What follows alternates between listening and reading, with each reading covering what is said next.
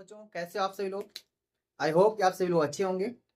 आज हम लोग बात करने वाले हैं एक ऐसे त्रिकोणमिति के प्रश्न के साथ जिसमें दिया हुआ है कि यदि कोण बी और कोण क्यू ऐसे न्यून कोण हो जिससे कि sine B equal sine Q, तो सिद्ध कीजिए कि कोण बी इक्वल कोण क्यू।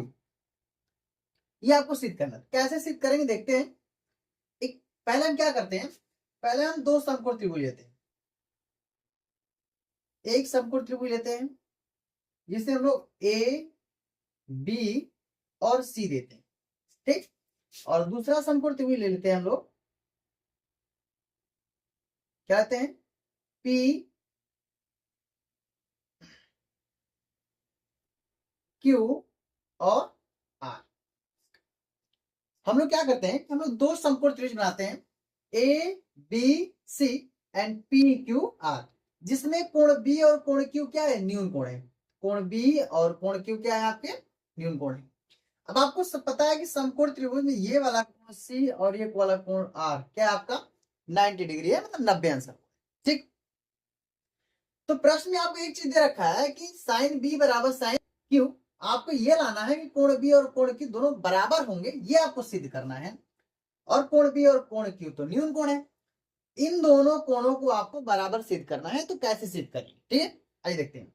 क्योंकि आपको दिया हुआ है, क्या है, आपको दिया है, क्या दिया है कि साइन बी बराबर साइन क्यू। लेकिन आपको तो एक पता है, एक फॉर्मूला पता होगा त्रिकोणमिति का, कि साइन में है तो साइन का फॉर्मूला होता है लंब बटे के कर्ण, लाल बटे का कर्ण से मैंने बताया था। तो साइन बी साइन क्यू, तो साइन बी इस त्रिभुज में है, तो इस त्रिभुज में लंब और कर्ण कौन होगा, इस बी के सामने का जो भुजा होता है लंब होता है और बगल वाला कर्ण होता है। तो लंब बटे कर्ण, तो लंब क्या हो जाएगा आपका ए सी और कर्ण क्या हो जाएगा आपका ए बी बराबर साइन क्यू। यहाँ पे भी वही लंब बटे कर्ण, लंब क्या है आपका पी आर और कर्ण क्या है आपका पी क्यू। ये हो जाएगा पी आर बराबर क्या हो जाएगा आपका पी क्यू, ठीक। बहुत ही छोटा तरीका है, बता देंगे बहुत ही जल्दी सिद्ध हो जाएगा, ठीक है। तो क्या हम इसको ऐसे कर सकते हैं, क्या तिर्यक गुणा करें तो क्या होगा, पी आर को ए बी के पास कर सकते हैं, ए बी को पी आर के साथ कर सकते हैं। तो हो जाएगा ए सी बटे के पी आर बराबर ए बी बटे के पी क्यू, ठीक। इसको मान लेते हैं समीकरण नंबर एक। समीकरण एक से आपको क्या पता चलता है, ए सी बटे पी आर, मतलब इस त्रिभुज का लंब ए सी और इस त्रिभुज का लंब पी आर का अनुपात बराबर है इस त्रिभुज की कर्ण ए बी और इस त्रिभुज की कर्ण पी क्यू के बराबर है। तो दो भुजाओं का अनुपात आपस में क्या है, बराबर है। लेकिन आपको ये भी बात पता है कि चूंकि ये बात पता है कि कोण सी और कोण आर, कोण सी और कोण आर ये दोनों भी बराबर है कितना, 90 अंश का। इसको कर लेते हैं समीकरण नंबर 2, देखा था नीचे, इसको कर लेते हैं समीकरण नंबर 2। तो समीकरण एक और समीकरण 2, समीकरण एक यह कह रहा है कि दो त्रिभुज की भुजाओं का अनुपात बराबर है और दोनों त्रिभुज में एक ठो कोण बराबर है। तो मतलब दो भुजाओं का अनुपात बराबर है तो दो भुजाएं बराबर होगी आपस में और एक कोण बराबर होगी। जब दो भुजा और एक कोण बराबर हो गए तो मतलब पिछले चैप्टर में पढ़े थे एक, यदि दो भुजाओं का अनुपात बराबर हो और उन त्रिभुजों में एक कोण बराबर हो जाए तो वो दोनों त्रिभुज समरूप हो जाता है। क्या होता है, समरूप हो जाता है। क्या आप लिखेंगे समीकरण एक तथा दो से, समीकरण एक तथा समीकरण दो से, समीकरण एक तथा दो से यह स्पष्ट हो जाएगा कि ये दोनों त्रिभुज क्या हैं, समरूप हैं। मतलब त्रिभुज ए बी सी समरूप है त्रिभुज पी क्यू आर के, ठीक है। A B C P Q R के क्या हो गया, समरूप हो गया, ठीक। अब समरूप त्रिभुज हो गया, समरूप त्रिभुज होने के बाद जो कोण या भुजाएं बच जाती हैं वो भी आपस में क्या होते हैं, बराबर हो जाते हैं। इसका मतलब कोण बी और कोण क्यू बच गया था, आपका कोण बी बराबर कोण क्यू हो जाएगा। इसी को आपको प्रूफ करना था, ठीक। तो आप लिखेंगे एक समीकरण एक था दो से त्रिभुज ए बी सी और त्रिभुज पी क्यू आर है तो क्या हो जाएगा, कोण ए बी बराबर कोण क्यू। कोण बी बराबर कोण क्यू हो जाएगा, ये हो जाएगा, आपको हम प्रूफ कर देंगे। क्या करेंगे, लिखेंगे। अब हम लोग देखते हैं एक समकोण त्रिभुज एबीसी में जिसका कोण बी समकोण है, यदि tan ए बराबर 1 तो सत्यापित कीजिए कि 2 sin A into cos A बराबर 1। ठीक, तो सबसे पहले हम लोग त्रिभुज बना लेते हैं। ठीक है, एक त्रिभुज बना लेते हैं, इसका नाम हो लेते हैं ए बी सी। तो ए बी सी देते हैं तो ए को इधर देते हैं, ए बी और सी ले लेते हैं, बी को हम सबकोण रखते हैं। ठीक है, हमने ए को ऊपर ले सकते थे लेकिन नीचे लिया क्योंकि ताकि लंब थोड़ा हमारा आसान मिले, ऊपर की तरफ नहीं है। ठीक है, नहीं तो ए इधर कहते, इसके सामने का भुजा लंब ये होता। क्यों ऐसा किया, क्योंकि मैंने यहाँ पे tan ए दिया, ए के सामने का भुजा में लंब चाहिए।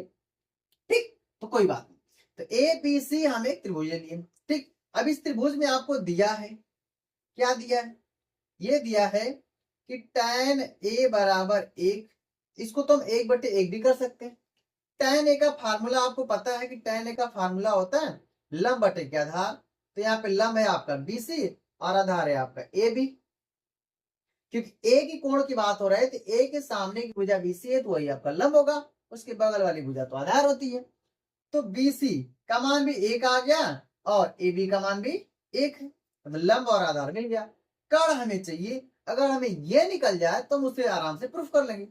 तो इसको निकालने के लिए हमें किसका यूज करना पड़ेगा, अब आपको पता है कि जब समकोण त्रिभुज में 2 भुजा दिया हो और तीसरा भुजा हमें चाहिए तो हम क्या करते हैं कि हम पाइथागोरस प्रमेय का यूज करते हैं।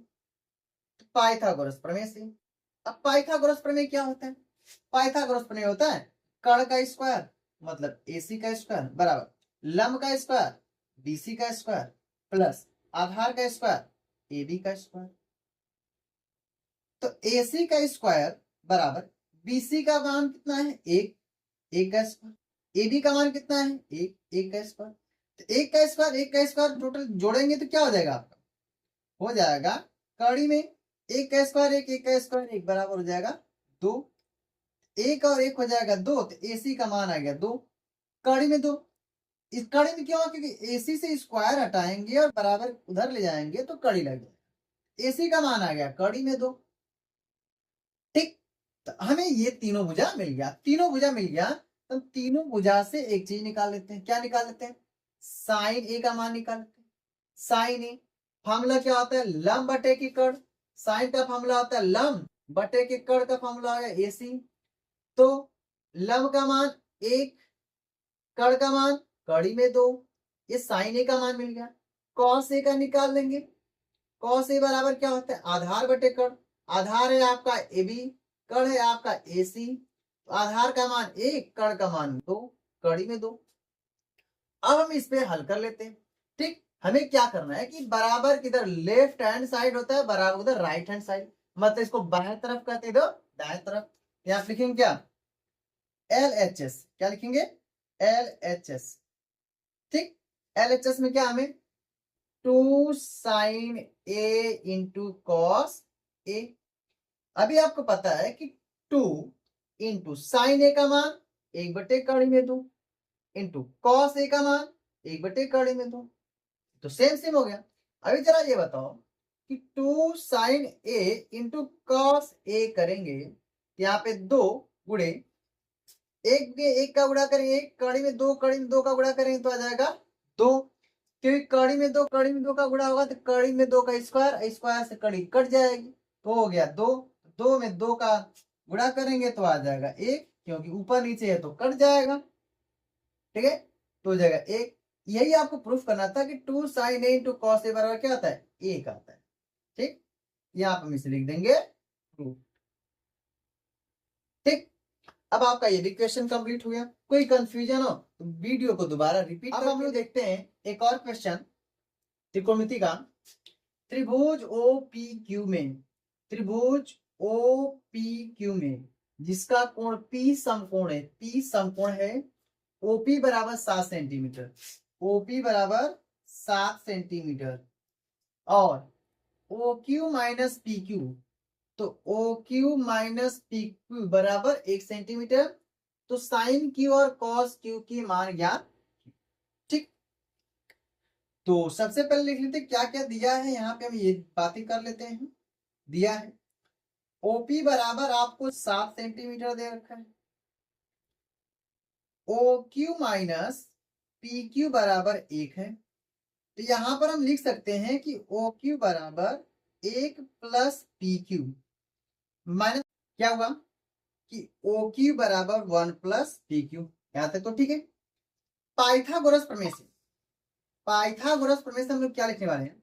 पाइथागोरस प्रमेय क्या होता है? ओ क्यू, तो ओ क्यू का स्क्वायर बराबर आधार और लंब दोनों का स्क्वायर भी जोड़ते हैं, दोनों का स्क्वायर करके जोड़ लो, पी क्यू का स्क्वायर प्लस ओ पी का स्क्वायर।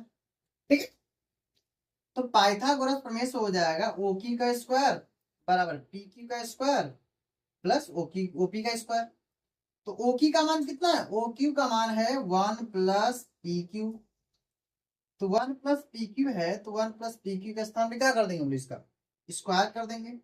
ठीक, ओपी बराबर दिया है 1 प्लस पी क्यू, यहाँ पे 1 प्लस पी क्यू का स्क्वायर कर देंगे बराबर पी क्यू का मान तो दिया नहीं है, प्लस ओपी का मान दे रखा है आपको 7, तो 7 का स्क्वायर कर देंगे।